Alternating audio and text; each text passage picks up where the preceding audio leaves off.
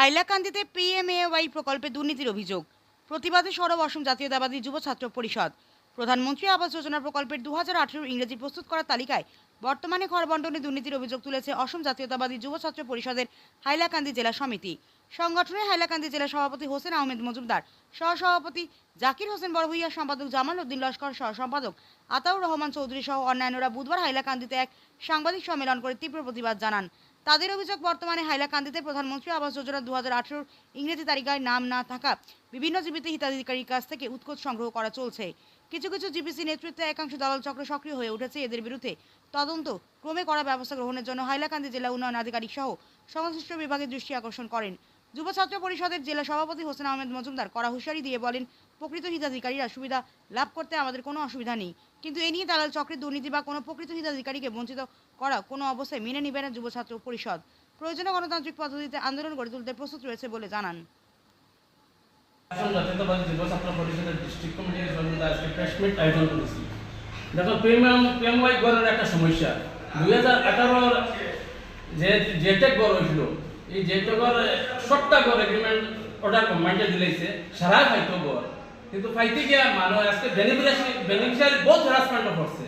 করতে গিয়ে দেখা গেছে তারা বর্তমানে যে কয়টা জিপি মানে কিছু একটা জিপি কয়টা দলাল চক্র শুরু হয়েছে। খান নেতৃত্ব কিছু জিপিসি এর লগে জড়িত আছে, জিপিসি এর লগে জড়িত আছে থাকার কারণে কিছু নতুন পঞ্চায়েত পার্টি যারা হয়েছে এরা কিছু দালাল কিছু জিপির আন্ডারে ছাড়ছে, কিছু একটা যদি বান লাগে তারা একটা টার্গেট দিয়ে দিছে, তুমি অতটুকু মানে পয়সা না দিলে গড় পাইতে না, বাঁকা ঢোল গড় দেখাইছে।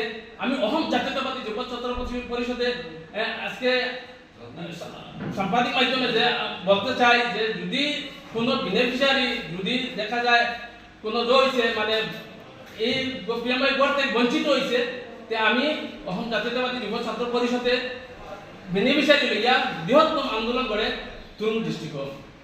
দেখা গেছে যে পিএমওয়াই নামে এগ্রিমেন্ট হইয়া 1000-2000 টাকা কালেকশন করা হয়, বা কিছু সংখ্যক গড় দেখা যায় নামের মাঝে তার নাম ঠিক নাই, ও এর গড় অন্য বেনিফিশিয়ারি দেওয়া হয়, অরিজিনাল বেনিফিশিয়ারি রাখিয়া অন্য বেনিফিশিয়ারি দেওয়া হয়।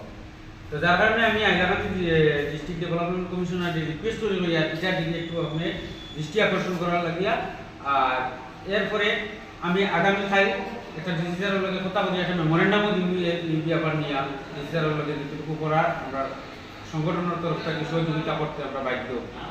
আর বেনিফিশিয়ারি যারা আছে তারাও আমরা রিকোয়েস্ট করি লইয়া যে দলাল চক্র না পড়ার লাগিয়া, আর এই ধরনের কোনো দলাল চক্র যদি হ্যারাসমেন্ট করিয়া থাকে তাহলে আমরা হাইলাকান্দি ডিস্ট্রিক্ট এজুকেশন সঙ্গে যোগাযোগ করলে এটা বিহিত ব্যবস্থা নিতে আমরা বাধ্য।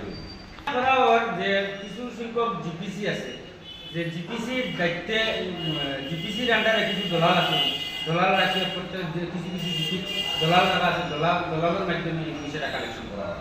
কোন কোন জিপি চলে আপনারা কিছু নাম কইতে পারবেন? না, কিছু সংখ্যক জিপি যেটা আমরা এখনো নাম মেনশন করি না, এবং কিছু দলাল আছে যেটা আমরা চিহ্নিত করা অতি কম সময়ের ভিতরে এই দলাল যেটা আছে এটা বিহিত ব্যবস্থা নেওয়ার লাগে আমরা যতটুকু পদক্ষেপ নিতে আমরা পাইছি। ইউনিভার্সিটির দাবি হইলটা যে প্রকৃত বেনিফিশিয়ারি যে আছে হে তার ঘরটা পাওয়ার লাগিয়া যতটুকু আমরাও সহযোগিতা করা লাগে বা দলালরাজটা বন্ধ করা লাগে, যেটা আছে ঘরটা পাইতে আমরা তার পাওয়ার পক্ষে। আর পিএমআই লগে কিছু আছে দেখা যায় এমটিএন টাকার টাকা যেটা 20,000 টাকা দেখা যায় কোনো বেনিফিশিয়ারি 1 টাকাও পাইছে না, ইলেও আছে কোনো বেনিফিশিয়ারি 5,000-10,000 হইয়া বাদ বাকি 20,000 থেকে বঞ্চিত।